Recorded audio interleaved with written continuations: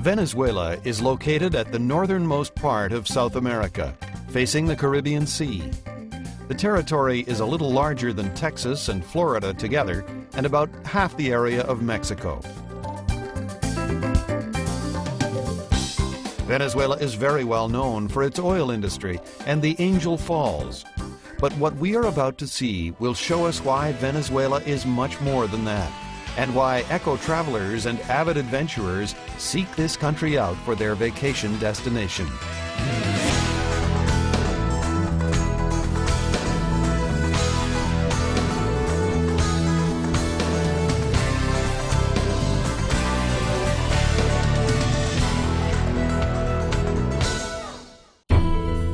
The Paraguana Peninsula is the northernmost part of Venezuela, an arid region that encompasses the only desert in the country, Los Médanos, a national park with dunes of 100 feet high.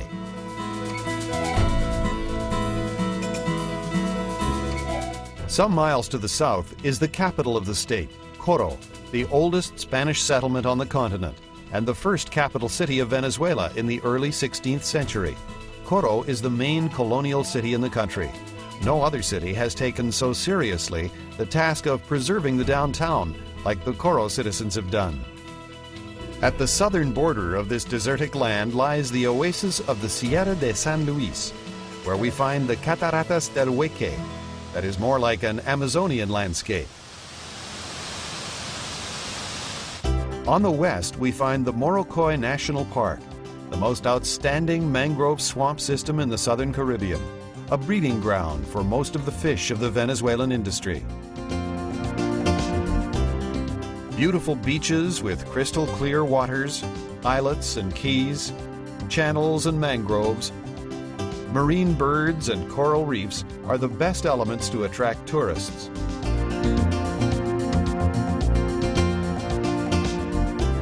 But it is the submarine fauna that makes Morrocoy one of the most sought-after places for scuba divers along the coast, especially due to the countless keys that can be reached in less than 20 minutes by speedboat.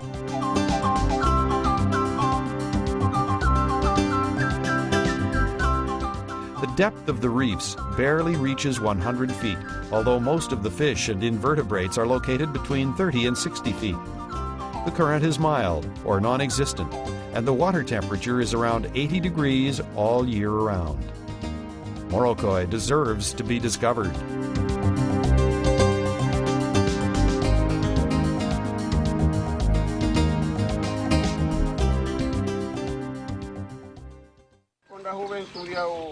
It is January at a cattle ranch in the heart of the high Venezuelan Orinoco Plains. What we are about to see is tradition still practiced in this technological age. Milking by hand, a practice which has not changed much since the first conquistadors came to the new continent. The milkman, Eleuterio, has carried out this chore ever since he was old enough to do so. His ability to improvise rhythmic verses, mixing old and new phrases, his tune and artistic ability represents the most genuine expression of the Venezuelan plains.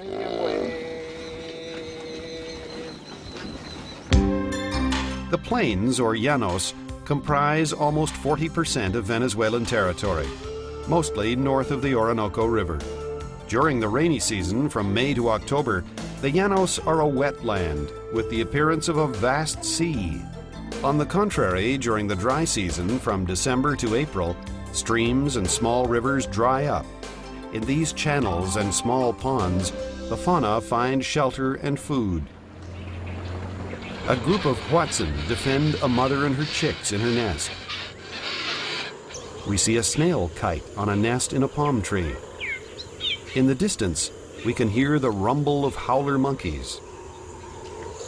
A purple gallinule picks up straw for its nest. There's a pair of yellow-crowned night herons guarding their nest full of chicks. Dead palm trees are an excellent place for larger birds, such as the maguari stork, to nest. A pair of lesser kiskadees sing their beautiful duet. The dolphins barely let us see them lazily surfacing from time to time.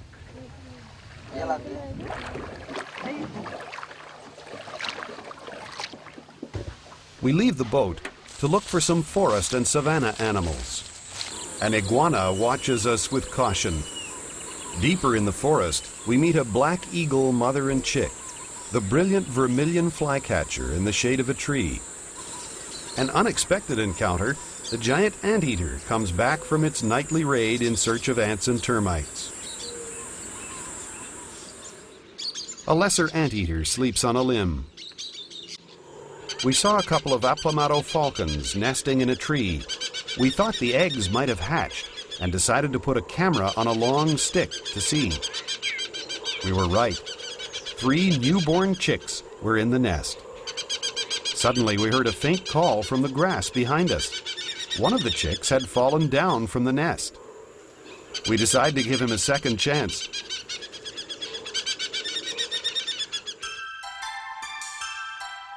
The Orinoco Basin is made up of some 6,000 streams and rivers. One of its most feared inhabitants is the piranha. The fishing is so easy that it's very attractive to tourists. Its meat is quite acceptable as well.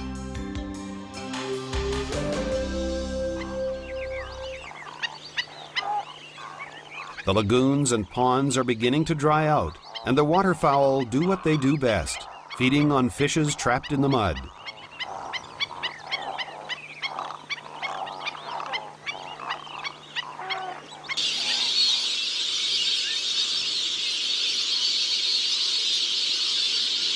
If we are able to stay quietly for some hours, bearing the heat and some mosquitoes, we can be rewarded with some interesting species to watch.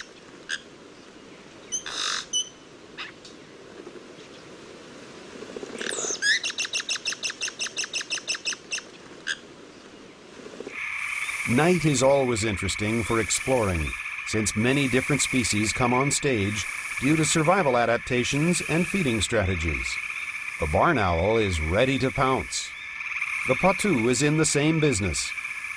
The fox goes after rats and lizards. On the ground, the nightjar is very common. A lesser anteater searches for ants and termites in the middle of the night. A rabbit grazes in a nearby grassland. There could be no better way to conclude our Llanos adventure than with a typical party featuring national folkloric instruments and amateur singers.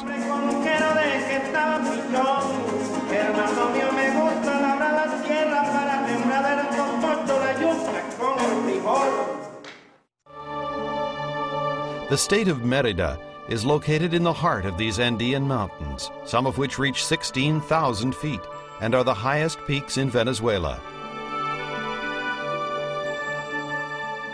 Merida also boasts the longest cable car in the world. We are in downtown Merida City. Here, in the middle of a traffic jam, we will experience with Gerardo Lopez the thrill of the pendulum jump from one of the 3 viaducts in the city. I've been doing pendulum jumps for almost 10 years. For an adventure sport, it is very safe because everything is controlled, and best of all, it is not dependent upon the weather. We use hiking ropes passed underneath the bridge. One end is tied to the bridge and the other to our body. Then we jump into the void and balance from one side to the other. Ahora vamos a un poquito de adrenalina, ¿eh? Estamos en el puente.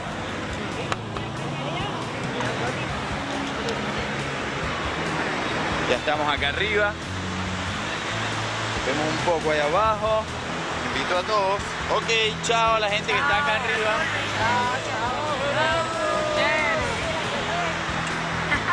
A volar.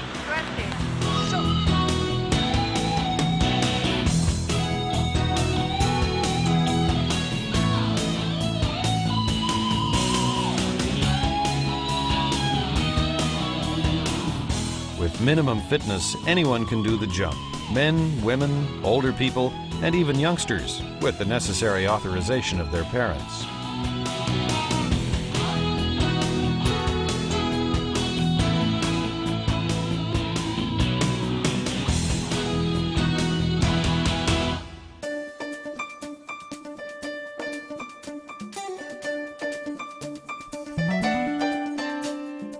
Now we are on the way to the area known as the Towns of the South, or Pueblos del Sur, a great area for mountain biking.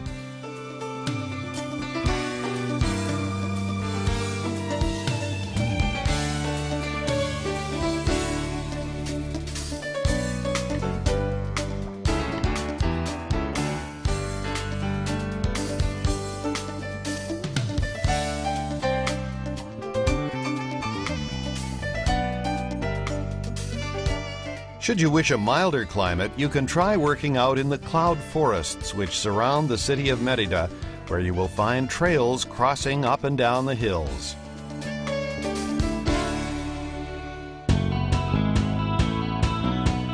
Canyoning is another growing sport all over the world, and Mérida is the ideal place to come due to the countless cascades coming down from the peaks. Any person can practice canyoning, but you have to be determined and willing to work at it, because your adrenaline will be flowing all along the route.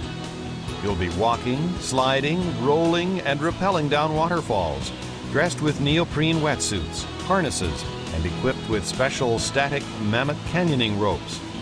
You face a personal challenge in a totally natural environment.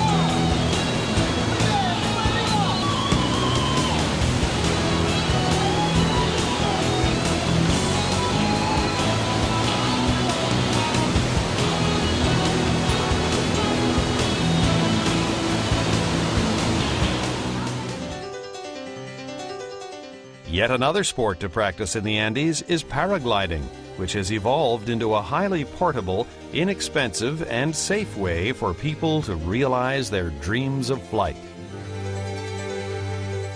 Tandem flights permit the avid tourist who is searching for adventure an opportunity to soar and experience the feeling of flying with the help of an expert pilot, aiding him to feel the excitement of actually flying, an age-old dream of mankind.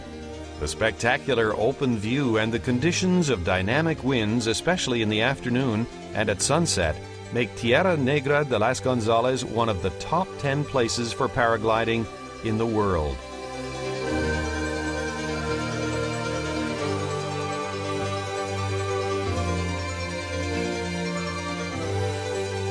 Once you have flown, you will walk with your sight towards the sky, because you have been there and you want to go back. Leonardo da Vinci.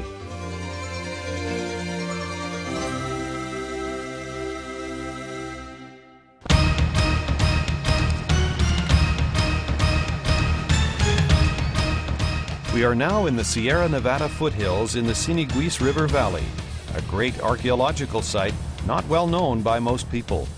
This is also the rafting home of Arasari Trek. Here we go.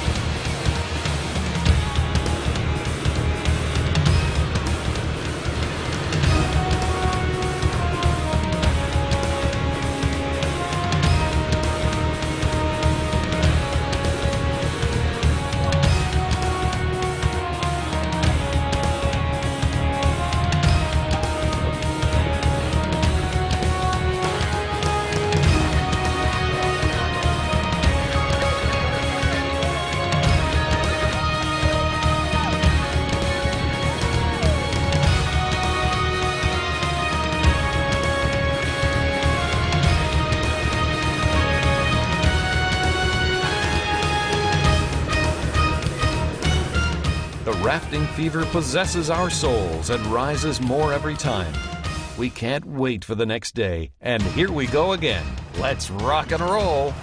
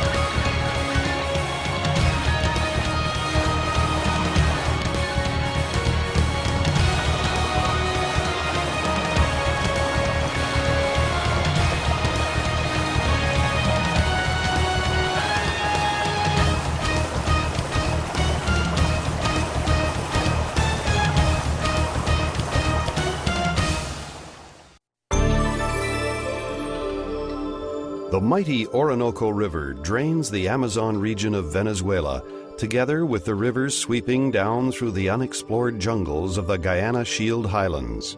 Amazonas is the wildest and least populated region of the nation, and perhaps the continent. To visit this region, we leave civilization behind and enter the world of ancient indigenous cultures, pristine rainforests, and meandering rivers. One arrives at the capital of the area, Puerto Ayacucho, either by plane or by land, having crossed the Orinoco by ferry. Puerto Ayacucho is known for its indigenous market, where one may admire and purchase their handicrafts at very reasonable prices.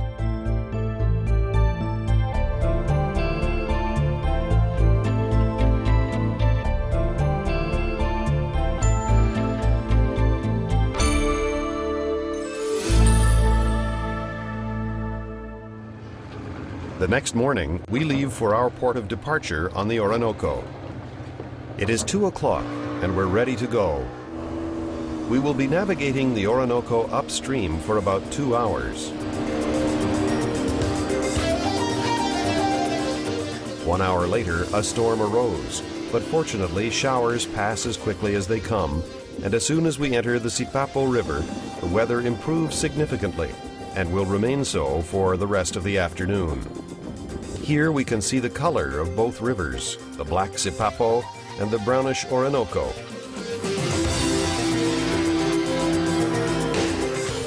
Dugout canoes continuously come and go as the local people carry on with their daily chores.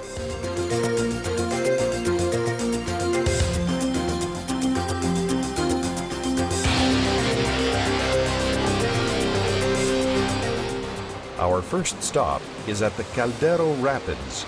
It is time to rest and take some pictures.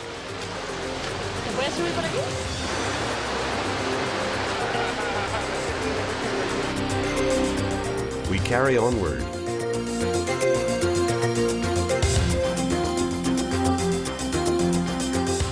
Impenetrable forests emerge before us. Gigantic walls of vegetation with trees that are 50, 70, even 100 feet high or more. Even though we still have many hours of travel to reach the indigenous settlement of Autana, at times the Autana itself appears on the horizon and then disappears again. We pass through green vaults of vegetation towards the violet and orange colors of a typical Amazonian sunset in the middle of the most impressive forest on this planet. We are overcome by a feeling of both freedom and happiness.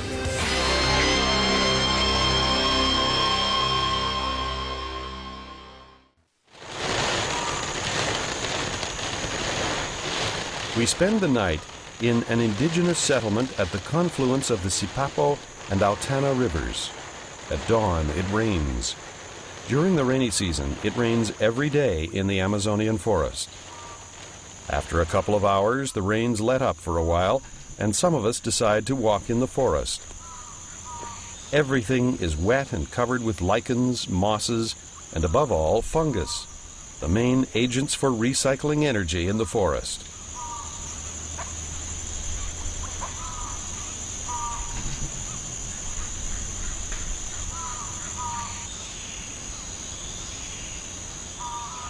Along the edges of the forest, we spot howler monkeys looking for food in the trees. By 10 a.m., the rains have passed once more, and although the sky continues to be cloudy, we must continue our trip. Once again, we travel under arches of vegetation and are able to admire how thick it is in the flooded forests on both sides of the river, and especially the tremendous botanical diversity. Various times we pause to look for and photograph flowers and orchids that hang from the limbs over the river.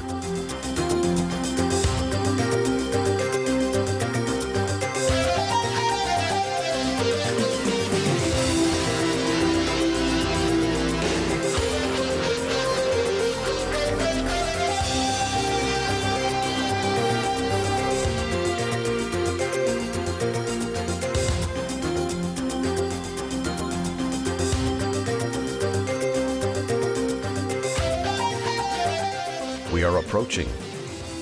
The immense massifs are here.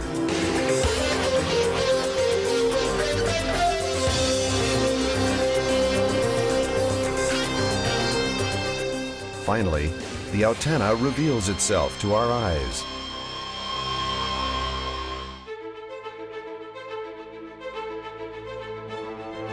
We climb aboard a dugout to reach the foot of the mountain, and after a short walk of some 15 minutes in the inundated forest, we start our ascent of 2 hours.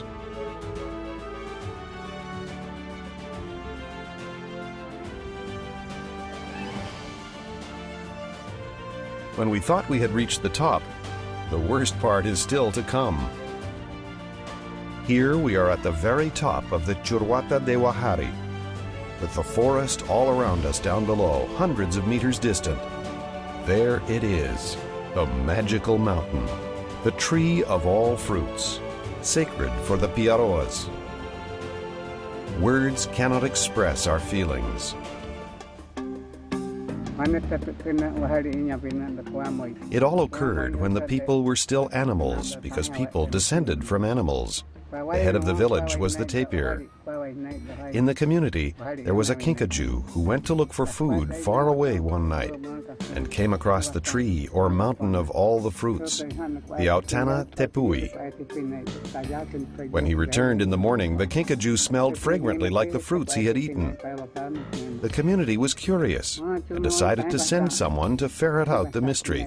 They chose the agouti, who failed. Then the capybara was sent, and after some troubles with the kinkajou, the capybara returned to the village to tell the tapir what he had found.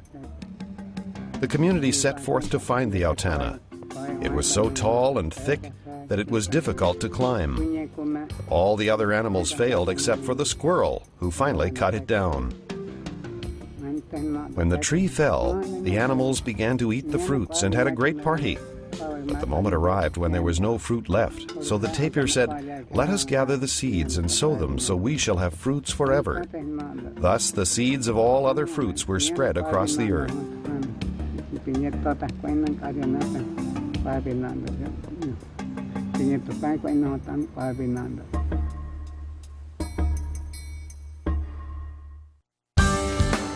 Ciudad Bolivar is the capital city of Bolivar State, a historical settlement on the south margin of the Orinoco River.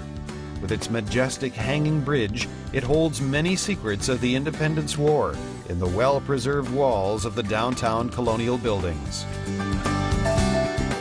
We travel west. Our destination is Para Falls, a wild and little-known place in the Caura River. This river meets the Orinoco in the middle of a lush tropical rainforest. We board a dugout canoe for the 6-hour, 60-mile trip upstream on the river.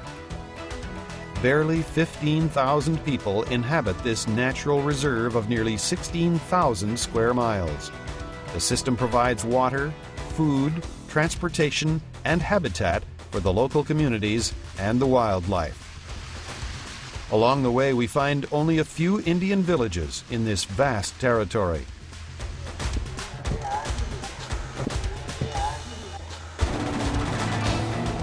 This reserve is a fluvial system with dense forests far from human intervention due to its inaccessibility. Probably this is one of the most pristine ecosystems in all of South America. It is late in the afternoon. El Playón is in sight, base camp to access Para Falls.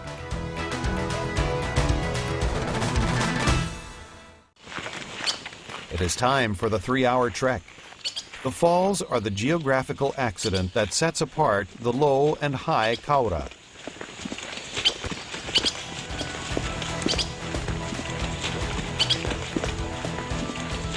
We are drawing near. The roar of the falls is here. Words fail us. We can only stare in awe.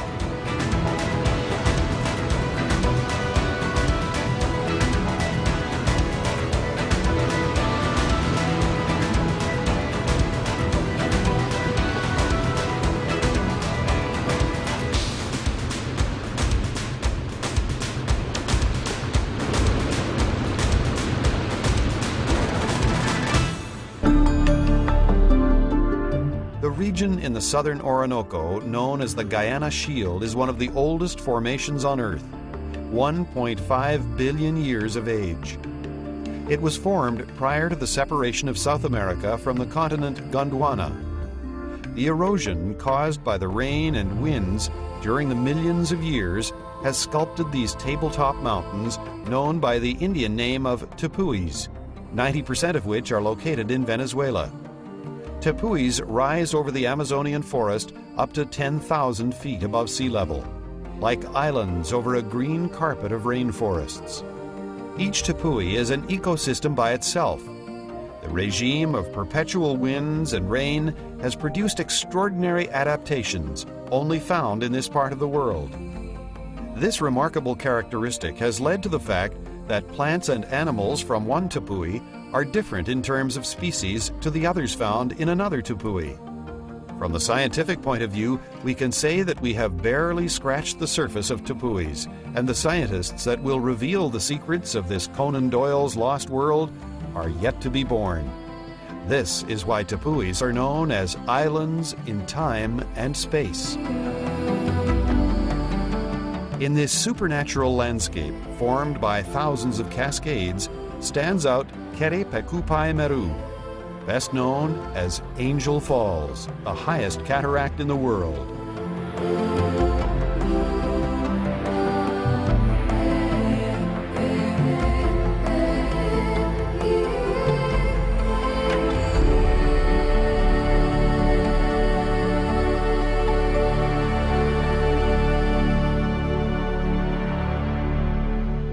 In the southeastern part of Bolivar State lies the Canaima National Park, the third largest in the world, and in its northern area is located the Canaima Lagoon, a well-known spot in the Venezuelan jungle.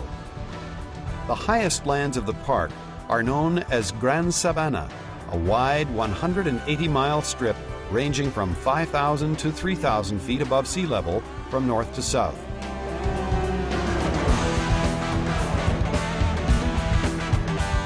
From this grassland, fortunately poor in nutrients for farmers, emerge countless tepuis. Hundreds of rivers go through, with thousands of cascades named by Pemon Indian names. Tari Tepui, Wadaka Piapo Tepui, Roraima Tepui, Kukenan Tepui, Tarota Meru, Anawai Meru, Uruwe Meru, Kawi Meru, Kama Meru, Chinak Meru.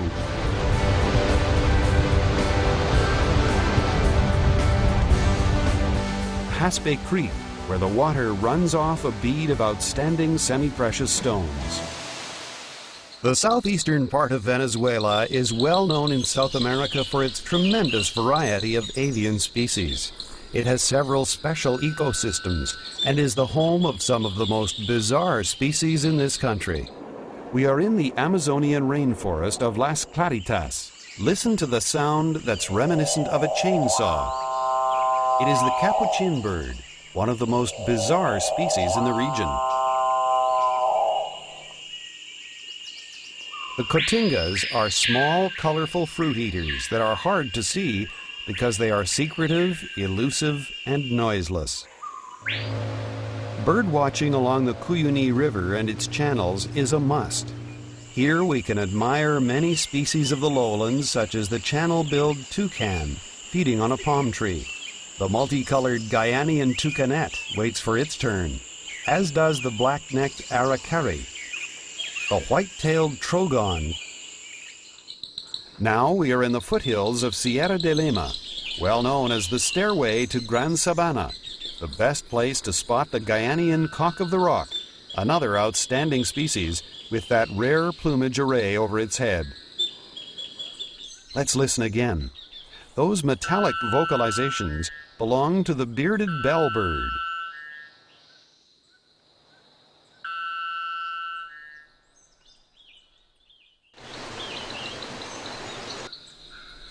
This is the lek of the scarlet-horned manakin, who shows us an amazing display to attract the female.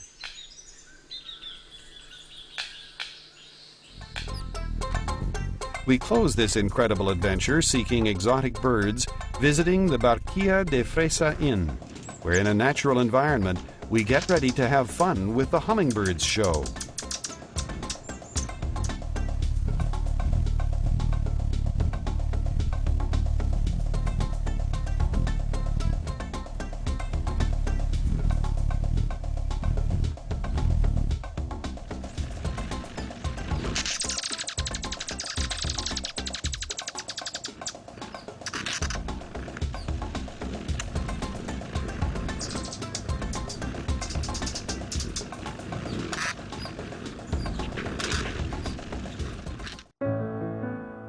The Orinoco Delta is a vast, intricate labyrinth of waterways, weaving through a shimmering jungle to carry the waters of the Orinoco to the Atlantic Ocean.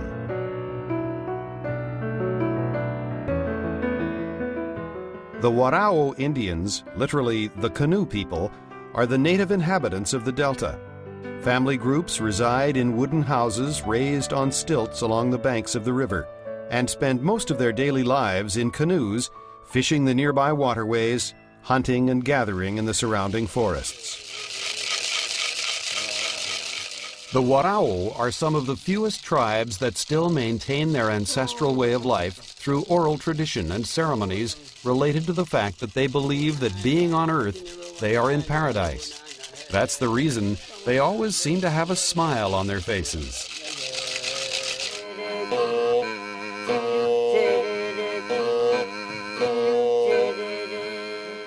Julio learned from his father all the knowledge of the jungle, and now he shows us some of it.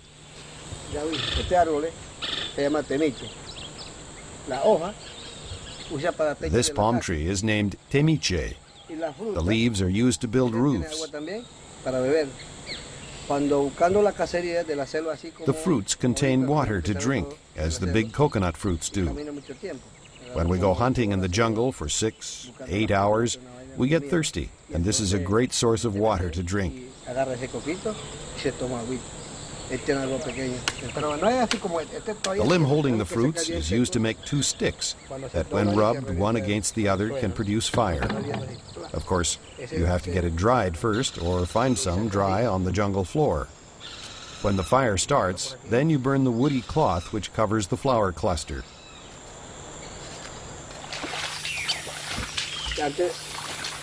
This tree is named Palo de Arco, Pinibol in Warao, or bow tree. It looks like a palm tree, but it's not. This tree is used to make bows. We cut the higher part of the tree, some 5 feet of it. It is then cut in halves and then carved to make the bow. It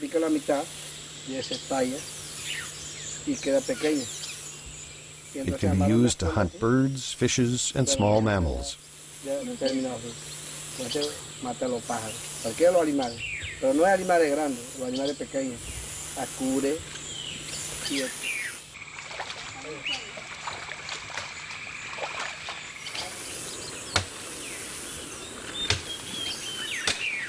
This is the water cane.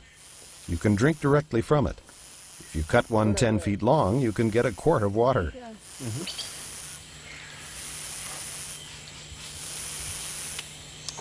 Cuando corta 3 metros largo, sale 1 litro de agua. A small moriche palm.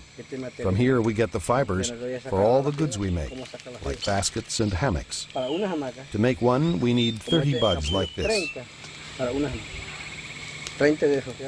This is the fiber and the way to extract it.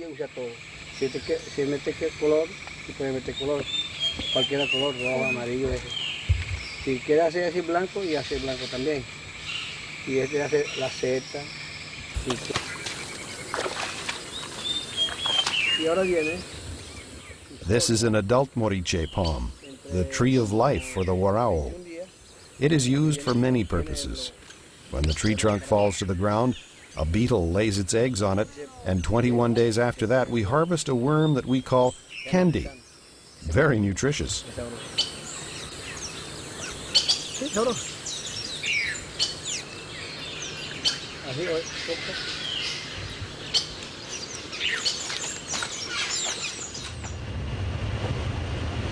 We drive to the border of Bolivar State with the state of the Orinoco Delta. After spending the night in a small town, at dawn we head toward the rainforest, where we'll be looking for the greatest bird of prey on Earth, the harpy eagle.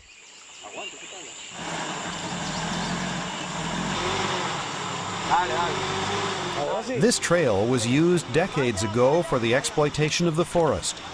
Fortunately for the harpy eagle, deforesting is now over. When the trail becomes inaccessible for the vehicle, we continue on foot. The 1-hour trek starts through a muddy area. Fortunately, there are not many mosquitoes, but the heat is exhausting. We are heading for a place where our guide spotted a nest some months earlier.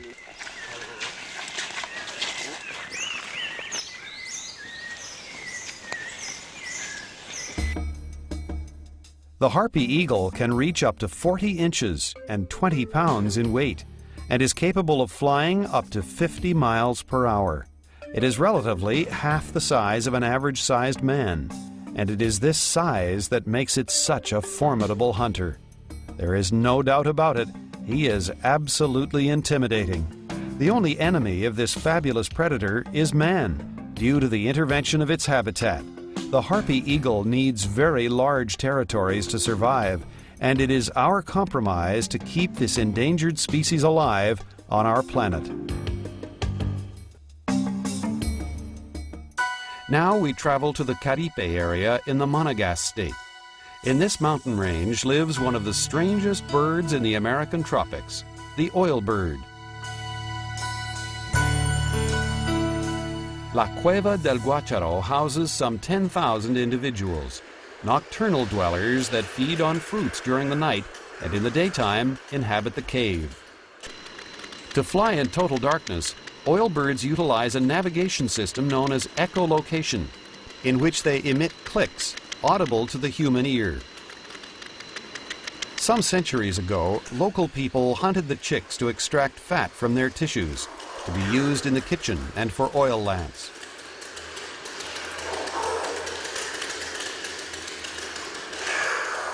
They nest on ledges, and the nests are made of a mixture of droppings, fruits, and saliva. The fights for space are common, and many fall to the floor, where they will not survive. The seeds from the fruits regurgitated by the chicks accumulate on the floor of the cave, forming mountains many feet high, and create microenvironments for other dwellers. Every night, oil birds go out of the cave and fly nearly 100 miles around to look for the fruits they feed on. When they regurgitate the seeds, they help in the dispersion of the plants in the area and contribute effectively to the biological biodiversity.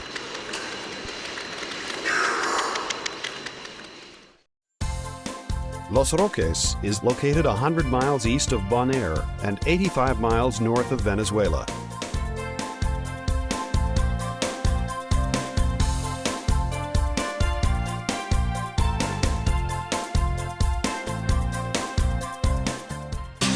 This is what Los Roques is all about.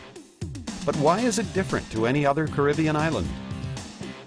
No crowds, a great marine biodiversity, and it's out of reach of hurricanes.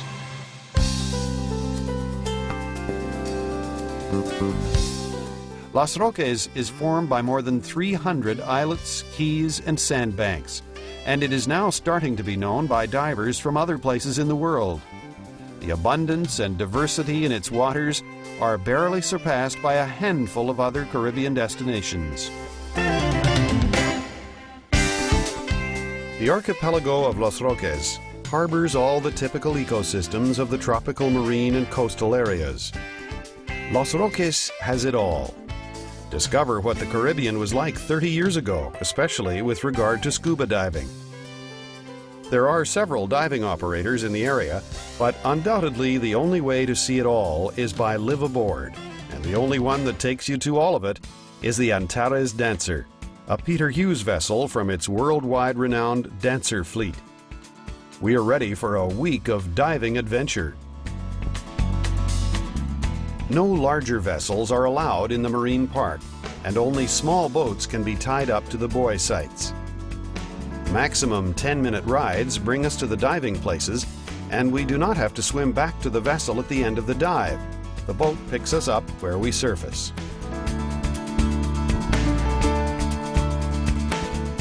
The service is spectacular, as it is in the main live-aboard boats. The food is gourmet. The crew greets you at the airport and guides you to the Antares. Slideshows put you immediately into the action.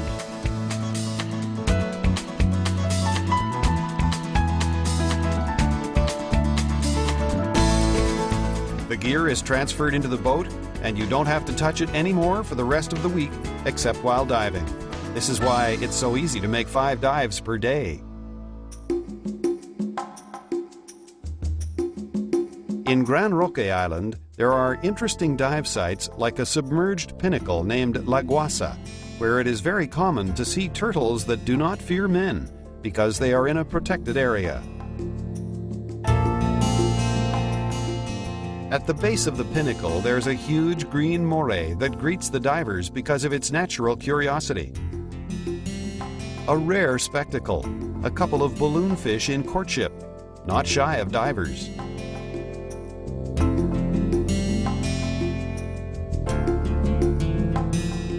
Five spiny lobsters under a sponge, a behavior never seen before.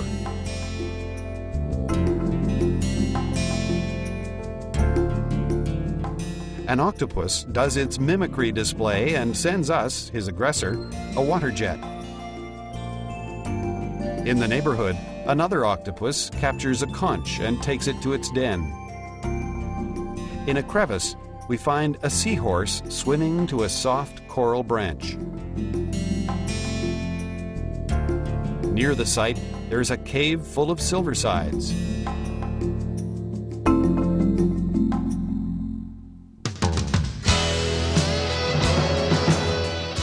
Most of the diving is made in the South Barrier Reef, where the visibility can easily reach 100 feet. The open seas allow the great submarine diversity of Los Roques.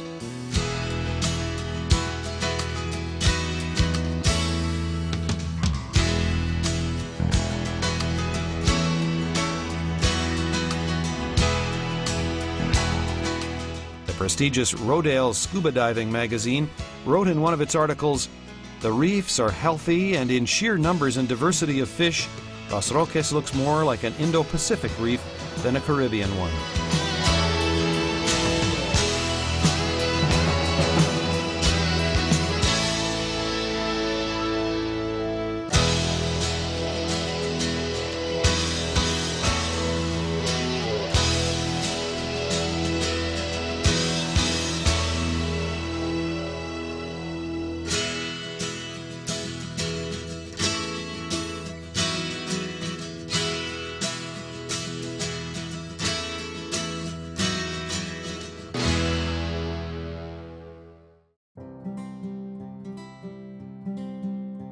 You can participate in some of the scientific projects that are taking place in Los Roques, such as the Marine Turtles Head Start program. The nests are monitored and marked. 60 days later, they take 10% of the hatchlings and bring them to the Foundation Center to be raised in captivity for approximately 1 year. Then they are tagged and set free with a much higher chance of survival, as their larger size means fewer risks of predators.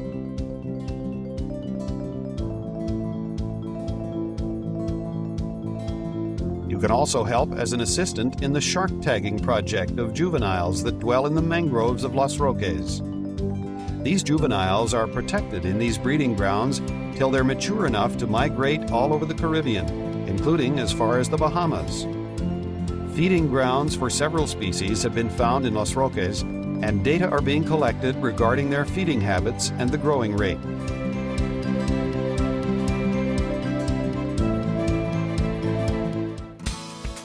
You must experience a typical lunch at the palafito, or house on stilts. A lobster in season, or a sancocho de pescado, a fish stew in the very best Los Roques style, is a delicacy in this environment. If you're looking for some adventure, Kayaking in the mangrove forested keys is a must, a unique contact with nature. Los Roques is a very well-known spot for bone fishermen from all over the world. You can fish from shore, from the boat, or anywhere else. Should you wish aquatic sports, here you can practice them all.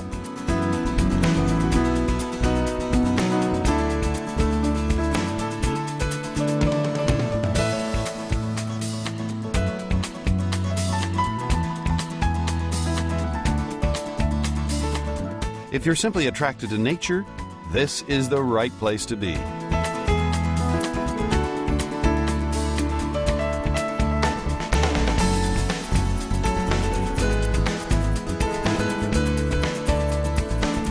You can even sit down on any dock or on the sand and just admire the splendid sunsets.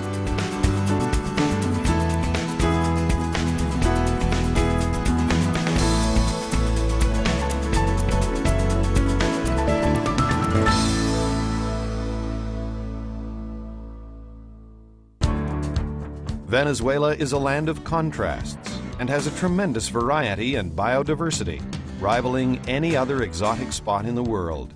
The ideal place for the nature lover, the eco-traveler, and the avid adventurer. Venezuela has it all.